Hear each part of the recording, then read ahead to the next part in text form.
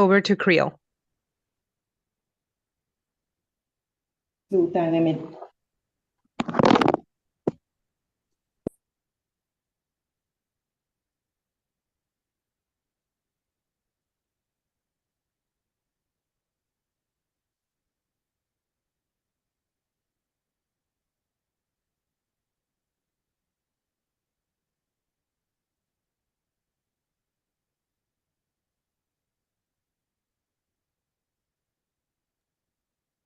As we await our Creole translator, what you'll see on the screen is your exact instructions.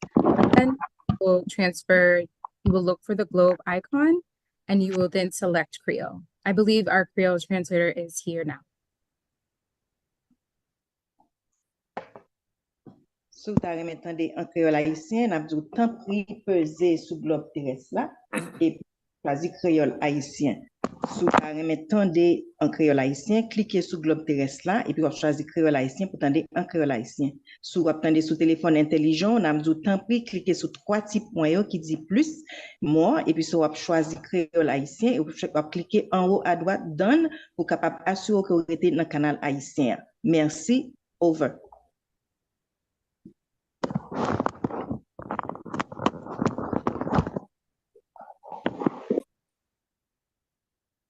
Good evening, Miami. I want to thank all of you who are tuning into this conversation, both the people in the live audience and also everyone that is watching this on our website or at a watch party.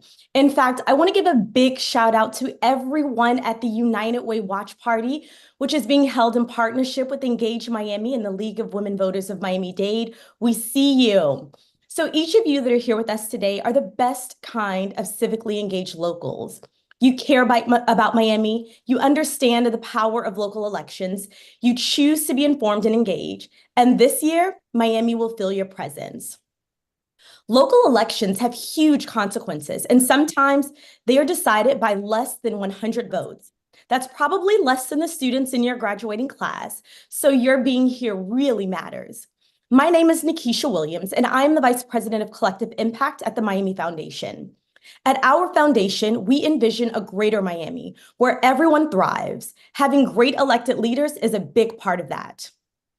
So we will be hosting forums throughout this month to help you get to know the candidates in each county race this year. I see we're going to drop a link, if I'm not mistaken, in the chat for our lineup of candidate forums so that you can join more. So tonight, we are really excited to focus on the role of Supervisor of Elections. This is the first time we'll have the chance to vote for this role, which was previously an appointed position. So why does this matter? The Supervisor of Elections in Miami-Dade County manages one of Florida's largest election operations, overseeing more than 30 federal, state, and municipal elections annually. With a constituency of more than 1.5 million registered voters, they supervise the processing of 500 million mail-in ballots and coordinate operations at 33 early voting locations. On Election Day, they manage 754 precincts across the county to ensure smooth and efficient countywide elections. The person elected to this role will serve in this position for 4 years. So evenings like this only happen because of deep partnership. So I want to thank AARP Florida, IET Community Trust, Catalyst Miami, Clio Institute, Disability Independence Group, Engage Miami, Radical Partners, Transit Alliance, and United Way.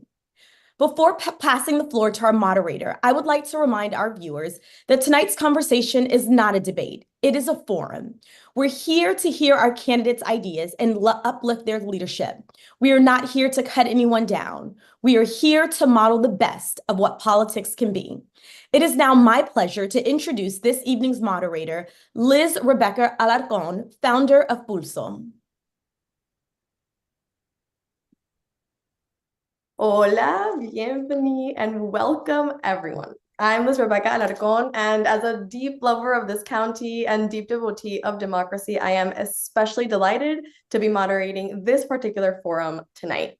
We'd like to welcome the candidates for, as Nikisha just mentioned, the first race for Supervisor of Elections since the 2018 Florida Constitutional Amendment made this position an elected one. Welcome again to candidates Willis Howard, J.C. Planas, and Arnie Weiss. This Weiss. is Arnie Weiss. This is our Miami's People's Forum, and to everyone who's logged on at your respective watch parties here with us, thank you again so much for joining us.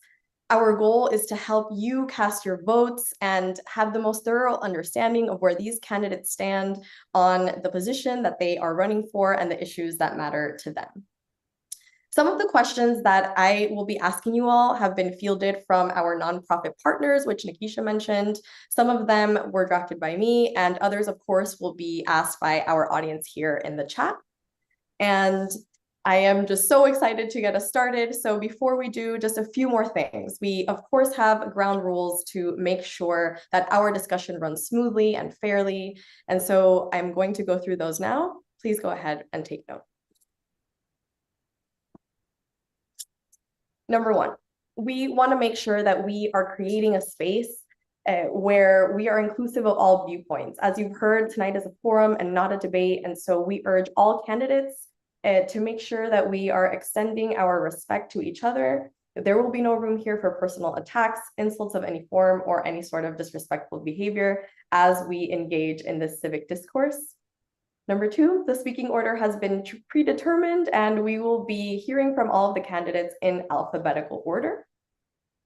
Number three, each candidate will have 1 minute to answer questions, and candidates should be able to respond directly to each one of the questions.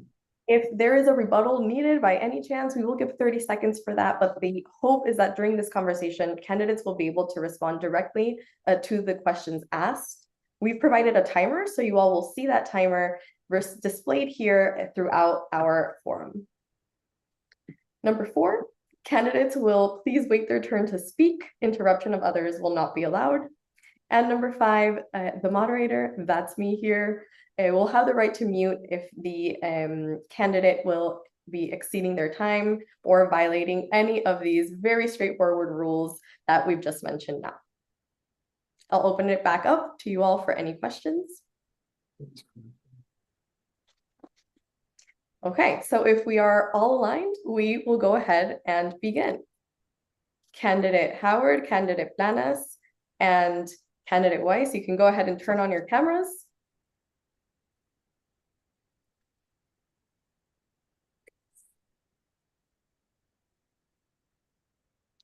Great. And now, since we are all here, you each will have 1.5 minutes to give your introductory remarks and also share with our audience why you're running and, of course, your top priority for this position that you are running for. We will go ahead and start with you, Candidate Howard. I thank you so much, and I thank you all in the Miami Foundation for having this event. As you know, we're trying our best now to continue to have folks involved in this process. And this is just the beginning of getting involved with politics and getting involved with elections. You start listening to folks who are running for office. Once again, my name is Willis Howard, and I'm running for Miami-Dade County Supervisor of Elections as a Democrat. Born and raised in Miami-Dade County. I've been a Democrat almost 34 years since I got registered in high school. I graduated Carroll City High School when I was in the 11th grade. I joined the military early, and I was able to finish boot camp while still in the 11th grade. And then when I graduated high school, I was already a private first class in the military, and I returned back once high school was done as a reservist officer.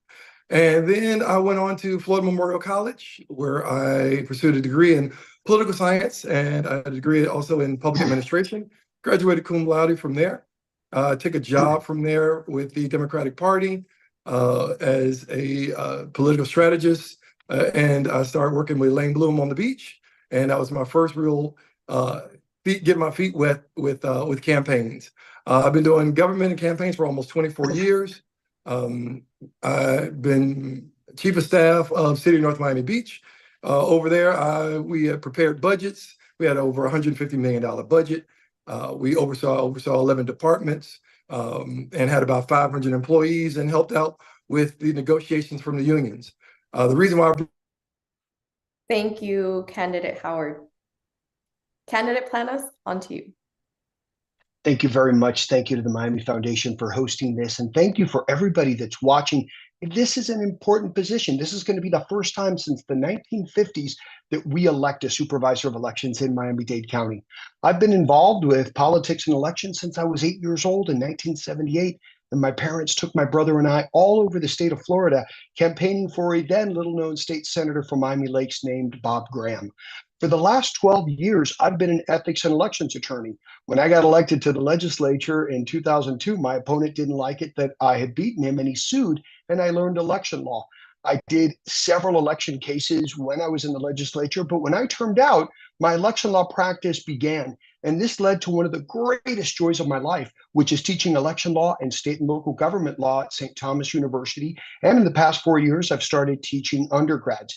I've done over 20 recounts in the state of Florida working as an elections lawyer, not just in Miami-Dade County, but all over the state in different elections departments. I've met multiple amount of supervisors, and I have an excellent relationship with Christina White, our supervisor here. I've been at the elections department when they count the ballots on countless election nights as part of several voter protection teams and as part of legal counsel for different candidates.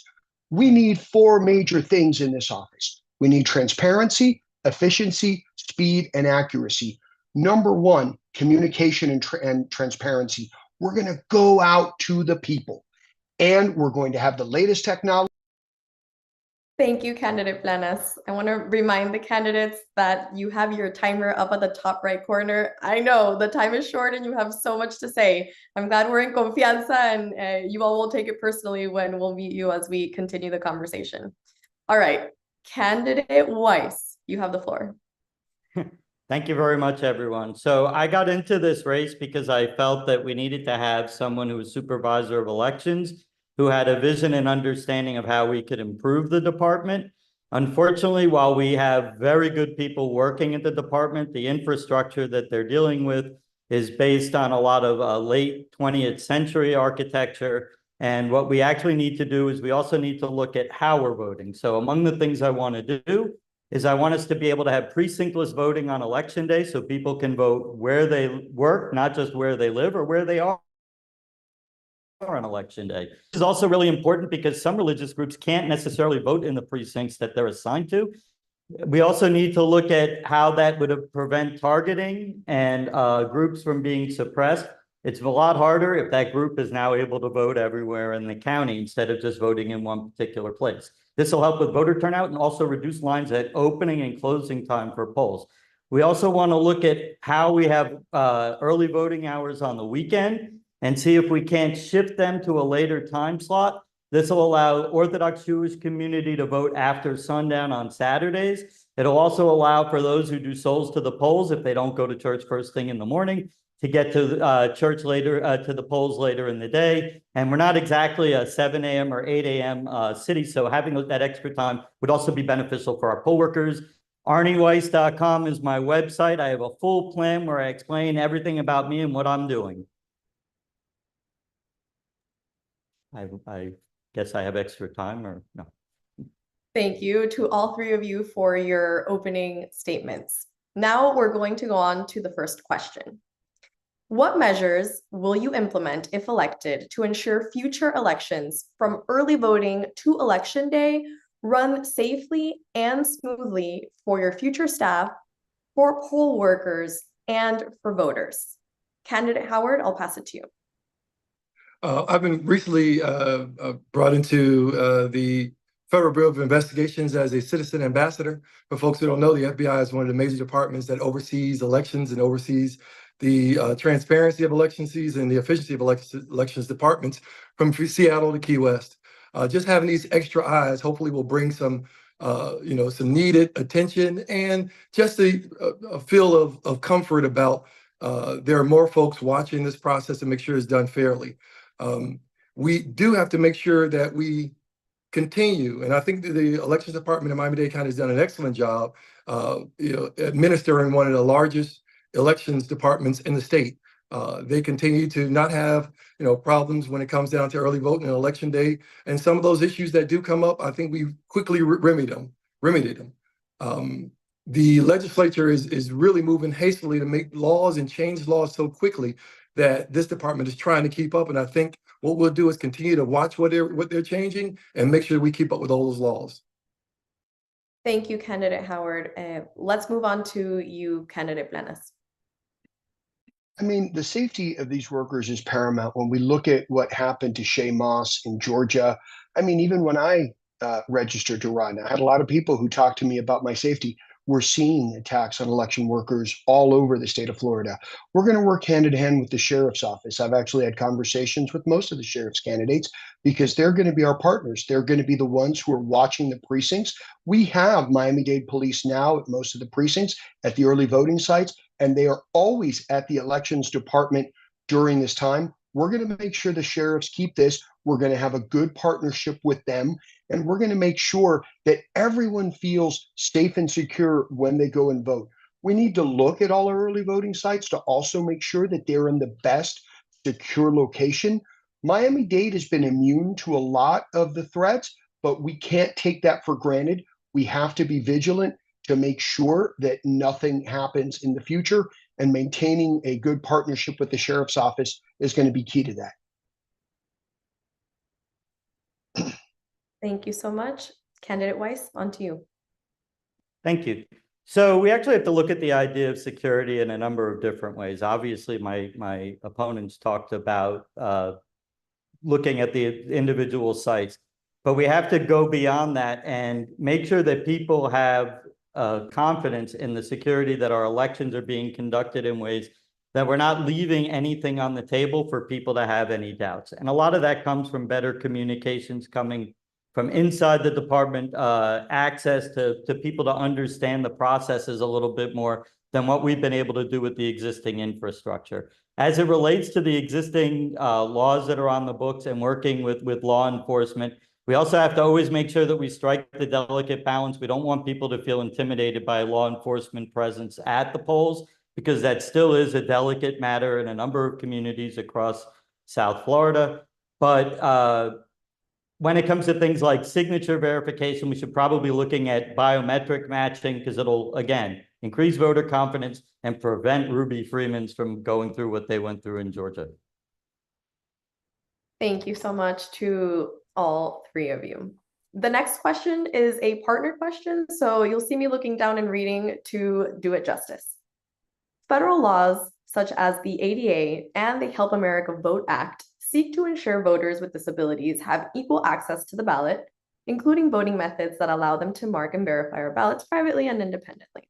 However, voters with disabilities still face many barriers. As a result, the turnout of voters with disabilities in the 2020 elections was about 7 percentage points less than those without disabilities. How do you plan to ensure all eligible voters, including those with disabilities, have access to the voting process, especially given the recent changes in Florida law about the vote by mail ballot request process, for example?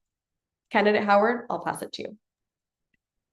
Well, first and foremost, we definitely need to look at where we're having these elections at and where we're having early voting.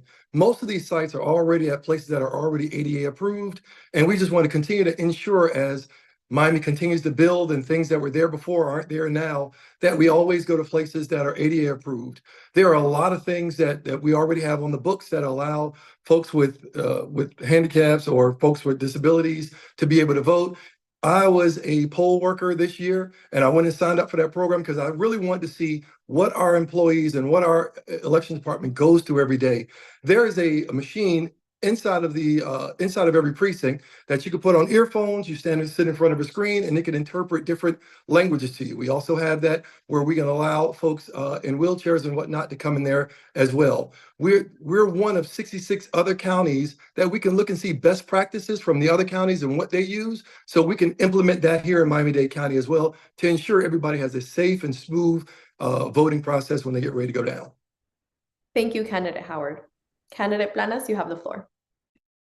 So I've been in all of the early voting sites, and I can tell you that for the most part, with the exception of North Beach, they are mostly handicap accessible. This year, for the first time, however, handicap individuals, when ordering their vote by mail ballot online, they can click to receive the same electronic style ballot that the overseas voters request. This was a state thing. Now, the way they're requesting that, has caused some confusion, and some people who are not disabled have actually received those ballots. This was done not with the supervisor's input, but by the state. One of the problems we have is we're getting too many dictas from Tallahassee. A lot of these problems are being caused by Tallahassee without input from the supervisors. We're going to make sure we communicate this to them.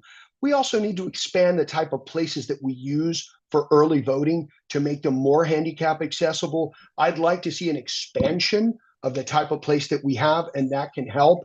Right now, though, we do have a better program than we've had before. Thank you, Candidate Planas. Candidate Weiss, on to you.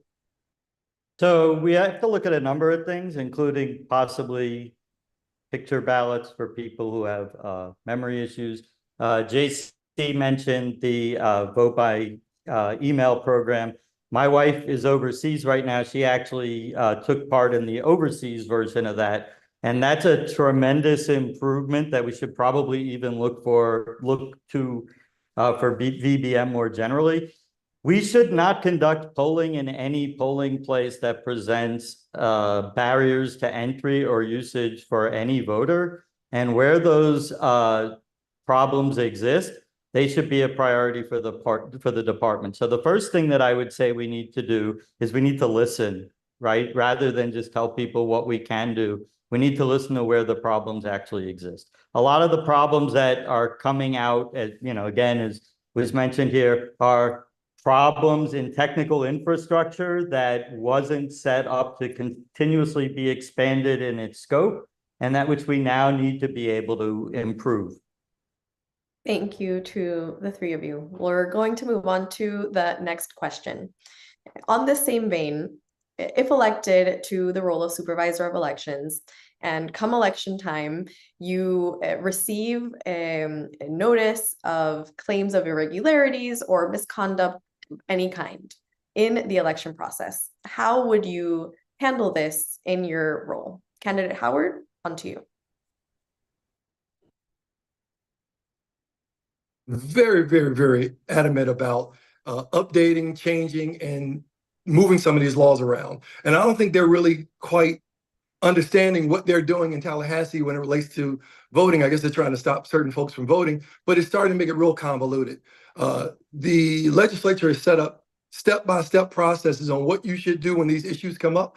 And 2 years ago, we had created almost a voting elections police department, really, for the state of Florida. And they have rules and things they're looking for as well. If notified that there are some irregularities with voting, we'll first and foremost go to our elections attorneys that work in the Supervisor of Elections department to find out what can be done, what should be done, and what steps need to be taken. Remember, these are administrative jobs. We're not politicians. We don't go out there and just fire people or go out there and file lawsuits on folks. We have to follow the law, and if the law is not being followed, we will work with the appropriate agencies to make sure those things are enforced, to make sure people feel good about the process. But we will be watching, we will be vigilant, we will follow the law. Thank you, Candidate Howard. Candidate Planas, on to you. So I've been a poll watcher with both parties as part of the voter protection team, most recently in 2022 with the Democratic Party. The truth is that we have a very good referral system. If there are any problems at the polls, if we see anything that could be considered malfeasance, that could be a problem, all the parties have always had good channels to the supervisor's office. I'm going to maintain those channels with both sides. I've already even contacted the Republican lawyers to tell them that they're going to have an open door to be able to air their grievances, just like the Democratic lawyers know that they do. I think these private poll watchers from the parties play a very crucial role in making sure that everything is done right. So we need to work with all the folks out there.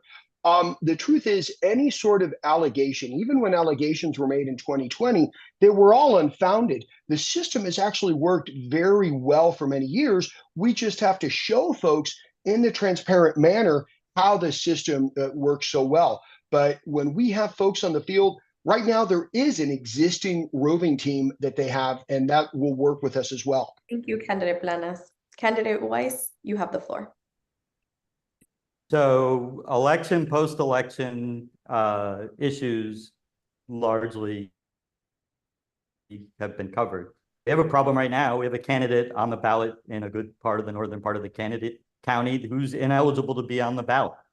And the way that I have taken it upon myself is I've been working and talking with the state's attorney's office and bringing and working with them by getting them more evidence, because the idea that we would have somebody on the ballot who doesn't belong there because, again, a systems error and legislative limitations that prevent the supervisor, or I should say the Secretary of State, from removing somebody or preventing someone from getting on the ballot from presenting false information.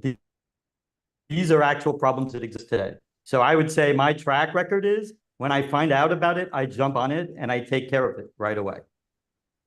I'll leave 4 seconds. Thank you. The next question for you all. We heard earlier that there are around 1.5 million registered eligible voters across the county. We also know that, unfortunately, those who are registered to vote under-participate in our county come election time. What outreach efforts would you all implement if you were elected Supervisor of Elections to ensure the diverse communities of many diasporas across our counties were actively participating in upcoming elections? Candidate Howard, I'll pass it to you. This is the part that voters really need to pay attention to. Most of the rules and laws that you see implemented during election day are a lot of rules coming from the county. These are administrative orders. Once we move from the county to a state system, we'll go under complete state law. For example, Haitian Creole is not mandated by the state constitution. There's no law or rule saying we must put Haitian Creole on there. We put that as, because we have so many Haitian Creole speakers in Miami-Dade County, we put that on as an additive to just the voting in Miami-Dade County. When we transition over, I plan on keeping that, but it's not mandated by the state. But we have to be aware that whoever we put in these offices, they have the right to remove all those things. I also want to streamline and get folks more involved by bringing the elections department away from Doral, somewhere closer along, at least on the Metro Rail route. For almost 50 years, it was in the 111 building, so people had it easier getting to the elections department and getting back from the elections department by jumping on the Metro Rail. But those are one of the 2 things I really want to work on. Thank you, Candidate Howard. Candidate Planas, you have the floor. So the question was, how can we increase participation? The truth is, come the presidential election in November, we're not going to have that. We have 75 to 80% turnout standard. The problem for me is August elections. Normally this primary, I'm someone who's voted in every single primary. We usually only have 20%. The primary in 2022, we only had 20%. We got like 25, 30% in 2020. This is abysmal. This is where we elect our mayor, our judges, our county commissioners, our zoning boards, our school board members. These people have more direct impact on the voters' lives than the president of the United States ever will. This has to be a partnership. This is a social issue as well. So yes, we're going to do outreach. I'm going to be going to the schools, making sure that young folks are registered and that they can get active in voting. I do this with my college students, and I'll be going to the college campuses as well. But we need to engage our private partners. We need to make sure that all the folks that are part of this can encourage people to vote as well. Thank you, Candidate Planas. Candidate Weiss, on to you. Sure. So first thing we have to do is we have to explain to people that while being independent is a cornerstone of what it is to be an American, in the state of Florida, it means you're basically forfeiting your right to help figure out who's going to be on the ballot in November. And that's why so many people in this county end up feeling like disappointed when they go to vote in November. So that's if we could get the number of NPAs reduced and get people to actually engage on that level, that would obviously greatly improve the turnout at the primaries.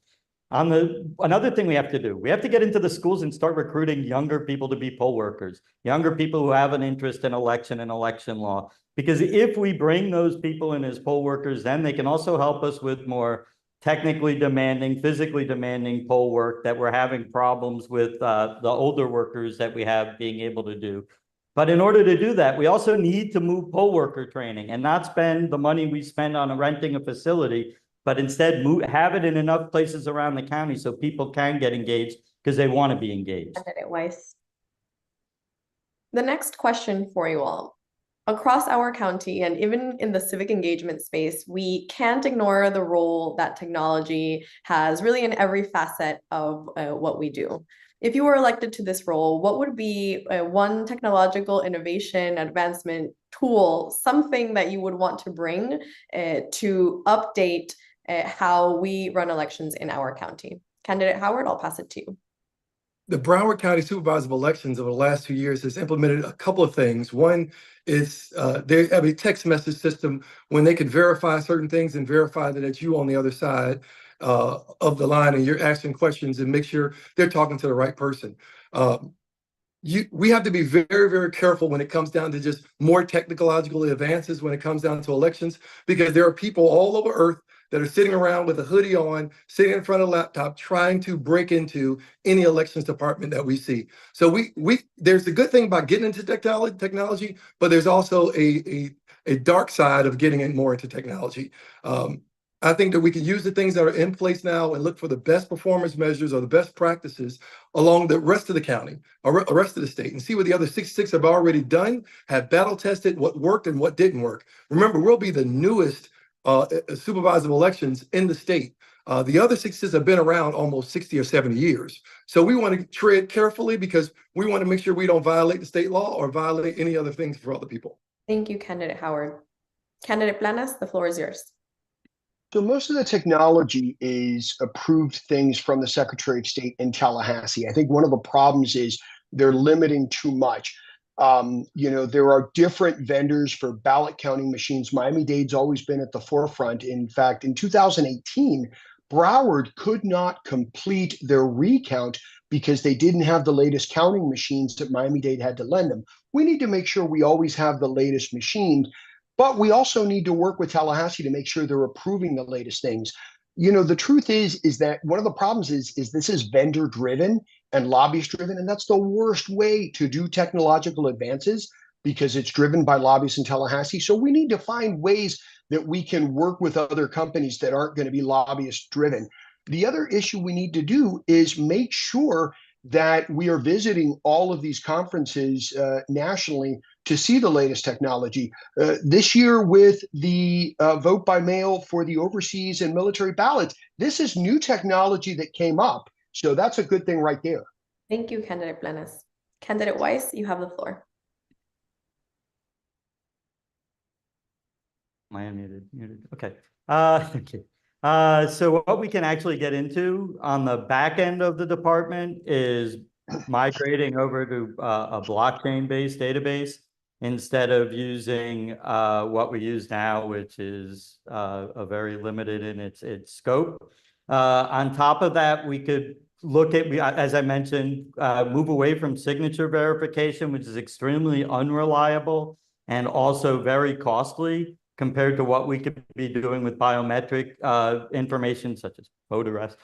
We will always need to be mindful that there are going to be people who will have technical limitations and who will need to be accommodated for in other ways. But if we are good at what we do, we can implement things like photos when you show up. That's my phone going off in the background. I apologize. We can implement photo recognition at the polling places so we get people through lines faster. We can also check people in online so that by the time they get to the front of the line, they're just being handed a ballot. As you can tell, I love Santana. Thank you. Thank you to the three of you. I have two more questions for you all before we open it up to audience questions. This next one is going to ask you all to get a bit creative. We know that we can't have a thriving, civically engaged county without the participation of young people. In your best 1-minute pitch, how would you entice young people not just to participate in elections, but to join your future staff if you were elected or as poll workers and be engaged on that side of the civic process? Candidate Howard, I'll pass it to you. One thing I'm glad I did do is to go and step into the shoes of the people who are already poll workers now in Miami-Dade County. So when the PPP came up in February, I went ahead and joined, and I did the 4-hour training course at Miami-Dade. Then we did the Monday before the Tuesday, we met at the office and we had another 3 hours to prep. We met that next morning at 5:30. We went all the way through election day, and I was in Hialeah at the time. And 15 hours later, we closed up shop and all that stuff. And then I got a big fat check for $200. That's my first issue. We can't ask citizens to come out there and help us out with poll working when we're only paying them $200 for all of that time for almost 3 days. I want to work on trying to get a little bit more for folks to at least incentivize them or pay for it. Secondly, I want to bring back to where we were doing more things in high schools where we used to do prom king and class king. We would come in and bring the equipment from the elections department and let folks go ahead and vote and get used to those machines so it's not intimidating after they go ahead and get out. But these are some of the little things you kind of get these young folks involved early so they just keep going on as they get older. Thank you, Candidate Howard. Candidate Blanes, you have the floor.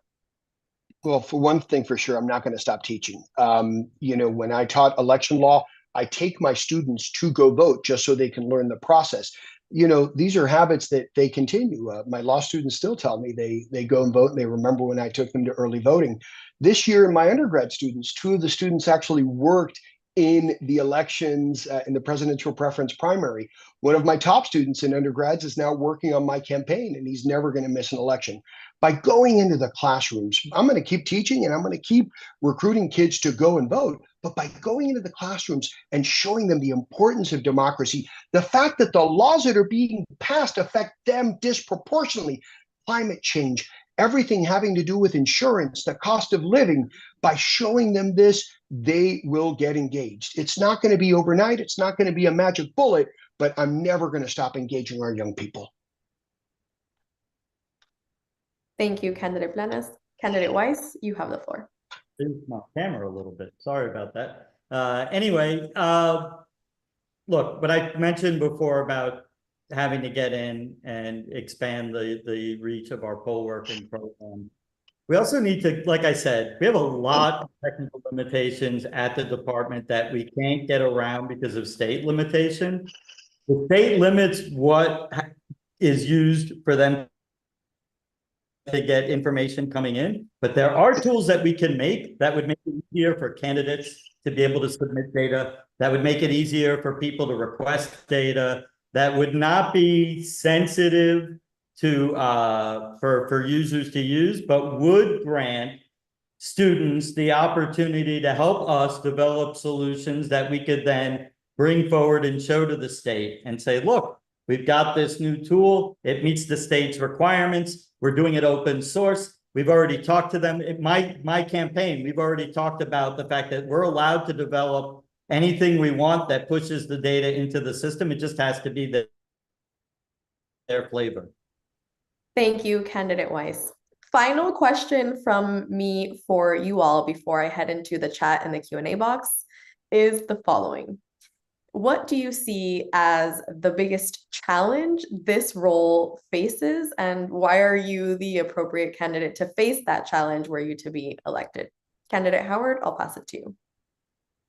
The biggest challenge is going to be bringing on hundreds of folks who are used to the county and how the county works. They're used to their pay with the county. They're used to their benefits with the county. They're going to be moving to the state. This is a very troubling thing for families and for employees. We're going to be onboarding these folks and creating a whole new department. Our department is now going to have to be running independently of the county. Normally, during elections, we get about 1,000 or more employees to come and work for us at the polling sites. We don't necessarily will have that type of relationship this time because we'll be with the state.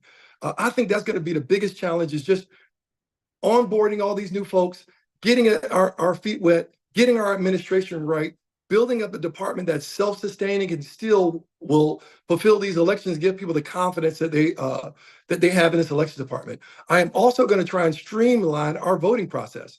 We want to do 1 to 2 elections a year. If you look at other counties, they don't have elections in March, in February, April, August. That's one of the things that Dade County does.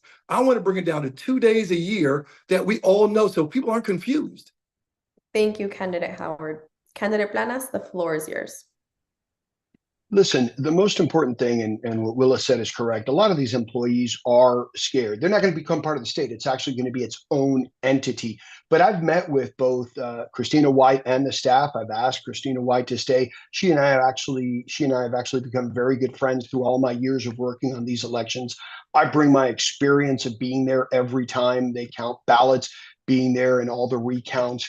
The relationship with this staff is crucial, and maintaining the relationship with this top staff is crucial. Number one goal is to make sure that all these great people stay. I've done election work all over the state, and I can tell you Miami-Dade is the best of all the counties in the state. We're going to maintain that, and I am going to work with all the folks there to make sure that they have no problems transitioning to this and that they don't feel any difference at all.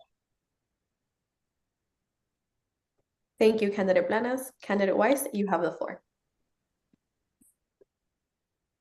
So I know it all sounds great to keep everything together the way it is, but the truth of the matter is that we need to transition the department to a different model, which includes a completely different infrastructure, technologically speaking, as well as how we work with different departments within the local government as well as on the state level.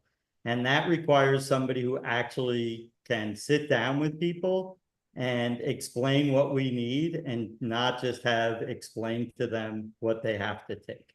I 100% agree that we need to keep as many of the existing people in place as we transition, but the reality is I'm assuming some of them may find that the changes in the structure won't match with what it is that they want to do career-wise. And for those reasons, we have to be much more adaptable. And in my background, what we do, what's called agile development, which is we have to be prepared to make adjustments based on changes. Thank you, Candidate Weiss. And work with. All right, we are 45 minutes in to this amazing forum of civic discourse on the role of Supervisor of Elections. I am now going to go into the Q&A function here and ask you all some questions from the audience. The first is from an anonymous attendee, and they ask, what will you do to make sure the technology used is secure? Candidate Howard, we'll start with you. Well, there are a lot of agencies overlooking what we do every day. The state is overlooking, the county, we have these federal agencies overlooking as well. I don't want folks to get too much into misinformation and disinformation, because most of that stuff is kind of leaked out by a lot of these campaigns, especially if they're losing campaigns. They want to say that, hey, they didn't count the votes right. Hey, they got hundreds of thousands of ballots that are inside the elections department they didn't count. You know, I want to make sure that we bring in slowly but surely, as we just being careful and mindful that there are some nefarious folks that are trying to get us to trip up so they can actually get involved with our process. So I know folks want to do things that like they don't see on TV, where we can just go there and just do something right quick on our iPhone or something like that. But every day we get an alert on our phone that, hey, your MasterCard just got tripped up, so we're going to send you a new one. Hey, your American Express got used, we're going to send you a new one. That means that folks are every day trying to get into these systems. We definitely going to be vigilant about it. I think we're going to stay with the county for at least a year or two because they have a great cyber. Time's out. Thank you, Candidate Howard. Candidate Blanes, on to you. You know, I've done over 20 recounts, and one of the things that we find out in every recount is even when you count them by hand, it's the same result that you got in the electronic count. This system works, and it's been developed over time. After the debacle of 2000, we changed the system, and when we eventually went to paper ballots, it really has become a very secure system. That's how we knew that all the allegations from the 2020 election were false. None of these counting machines, when you go to early voting, that's counting the ballot. When you go to the precinct voting on election day, that's counting the votes at the same time. None of these are connected. They're not hackable. So we need to explain to the people that this technology is secure, and we need to show them why it's secure. But the truth is that even when we develop new technology, it's the manner in which we connect it that matters. And when you see the recount and when you show the results of the recounts, that's when you really show people to have faith in the system, because it's almost, even on a paper recount, it's almost identical to what the machines are producing. Thank you, Candidate Howard. Sorry, Candidate Blanes. Candidate Weiss, on to you. All right, we're back. Not used to being third all the time. Anyway, look, what we do on election day, the good news is we vote on paper, and we vote on paper because in 2004, I fought to get us off of touchscreen machines, which had a number of issues. The biggest issue we have with voter integrity in this country is a perception problem. And that perception problem comes because we leave ourselves open for attack by people who think it's okay for them to go out and make accusations without being able to back them up with facts. And the only way that you can defeat this is by being able to actually show people how the data is secured in the first place. And we can't do that today with our existing infrastructure, right? Every one of the candidates in every race in this county had their personal information completely exposed along with bank account information because our systems don't properly redact information. And so long as voters are able to see that the county can't even manage or that the state can't manage information, they're not going to have confidence in the systems we use. Thank you, candidate Weiss. Our next question comes from Iris Valdez from our partners at League of Women Voters, Miami. She asks, given the increasing concerns around election security, what are your plans to protect against potential threats, both cyber and physical? Candidate Howard, I'll pass it to you. Once again, reiterating what we just said earlier about looking at the systems that we already have in place. And we haven't had major problems at Miami-Dade County Elections Department or any other elections department. I know there's an association of supervisors of elections that we get together with the other supervisors around the county to find best practices, find out what works, what doesn't work. When someone is trying out something a different place in Hillsborough County or Duval County, we'll make sure that we look into what they did, look into how it worked, and see if we can implement it into ours. Us being the largest supervisor of elections in the county, we're in a small disadvantage because they have rules and laws that say we must have things counted by a certain time. It's easier if you're in Duval County and one of these other counties that are counting 45,000 ballots or 300,000 ballots. We're counting 1.5 million. And I don't want to go out there and throw the baby out with the bathwater by saying, let's just go ahead and start over from scratch. I do believe that our supervisor of elections here has been doing a great job, and they are trying a lot of things to ensure that that safety is there. I'm just going to expand on that and make sure it's done just the same way. Thank you, Candidate Howard. Candidate Planas, you have the floor. First of all, thank you to League of Women Voters, and thank you to my friend Ibi Saldes for that question. What League of Women Voters does to expand voting in Miami-Dade is excellent. Keep up the good work, folks. The truth is that we have a very secure system. We just have to be vigilant. We need to make sure that as technology moves on, we keep on with the security there. And like I said before, we need to make sure that we're working hand in hand with the sheriff's office to make sure that we have a good partner in securing everything that goes on in in-person voting, whether it's at an early voting site or at a precinct. The truth is that by someone who's visited every single site, I know best how to be able to take care of these problems. And I will work hand in hand with the sheriff to make sure that we keep that safe. And we will keep the technology office of the county to make sure that we have that safety net that we've had for the past 50 years. Candidate Weiss, on to you. So I definitely have to say keeping the county's existing infrastructure is not a recipe for a progress forward.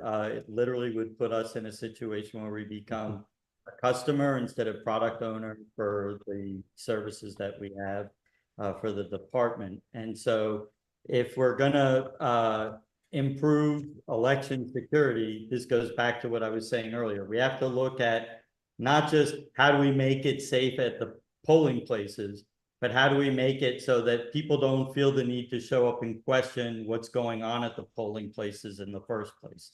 And that comes, like I said, better use of biometric data, doing precinctless voting so we can have targeted and suppressive voting tactics, because it's the targeting and suppressive voting tactics that lead to the more confrontational events that might occur on election day. And then we have to make it very clear to both parties that nobody's allowed to be disruptive. They are entitled to be there, but not to be disruptive. Thank you all. Unfortunately, we have time for just one more question. So here it goes.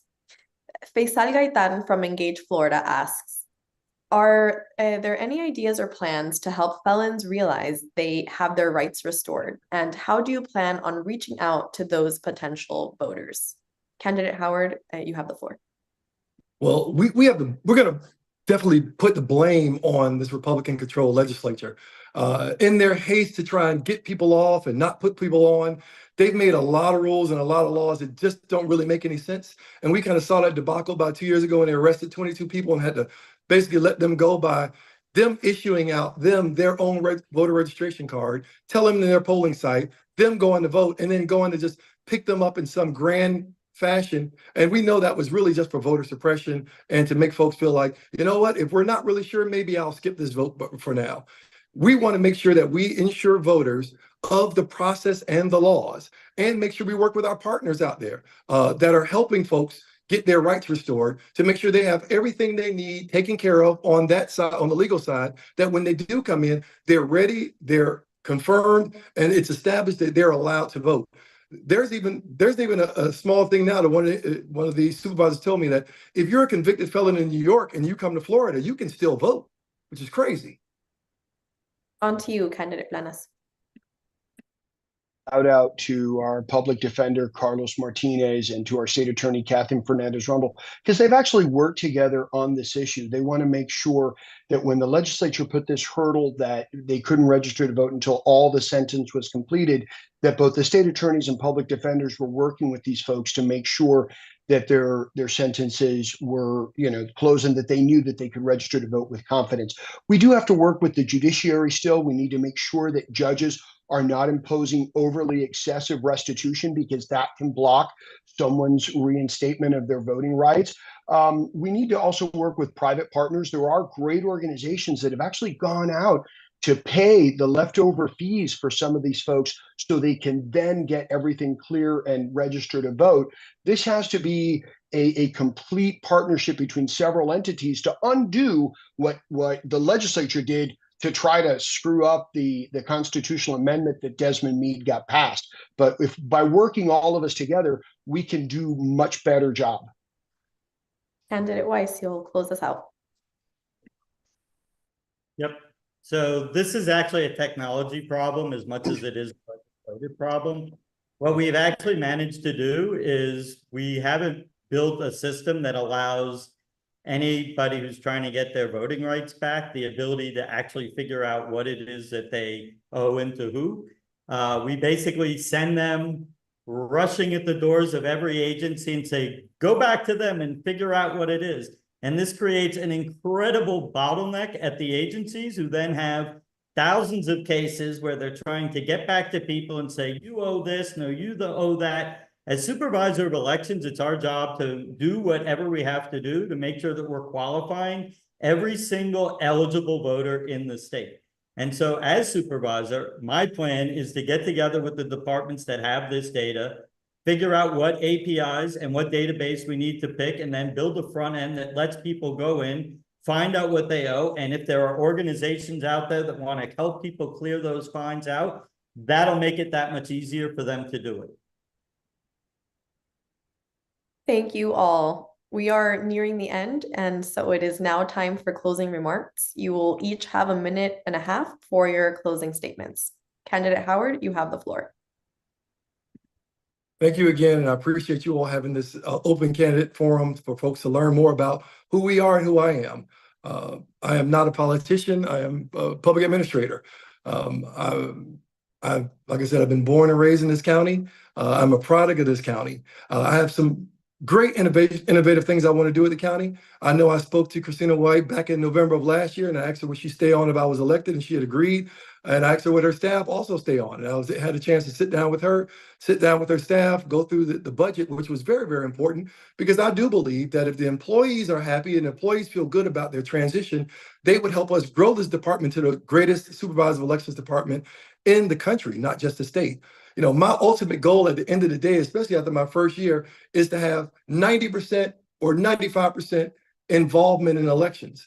When that happens, you'll know that the confidence that you want to expose to the voters is there. You know, I really want to bring back I want to move the election department from Doral back into, where mass transit is at. I want to streamline our voting system. So if you're in Hialeah and you move to Miami, those are 2 voting dates. If you're in Miami, you move to Miami Gardens, those are 2 voting dates. Even for taxes, we only remember April 15th, but imagine we had to remember 4 different times. So I want to get some of that chaos out to make things easier. If we really say we want people to vote, we make things easier. We streamline those things. We make sure that folks understand that we are watching and protecting the laws. Once again, my name is Willis Howard. I'm asking for your support for Miami-Dade County Supervisor of Elections. Thank you. Candidate Planas, you have the floor. Very much. It's been wonderful to be here with you guys. When Christina White announced that she wasn't running, I got a series of emails from my former election law students asking me to run because they knew the passion that I have for the electoral process. I live for this process, which is why I started teaching election law, which is why I started teaching undergrads in political science as well. This has been my passion for the past 12 years, and that's what I'm going to bring to this office. The truth is that Miami-Dade runs well, but we're going to take this out to the people because this office now, since it is untethered from the county, can go out to communities. I can go out door to door to help people register to vote, to help people re-enroll and vote by mail. And that's what we're going to do. It's not going to matter where the office is because we're going to go to the voters. And that's what I bring. I bring my experience, my expertise, but more important, I bring my passion of the love of voting. This year, the last time I taught election law, I had a student who was voting for the first time because she had left the Jehovah's Witness church. When she talked about that process of voting for the first time, that's where my love for this process is. And that's what I'm going to bring to this job. Candidate Weiss, you have the floor.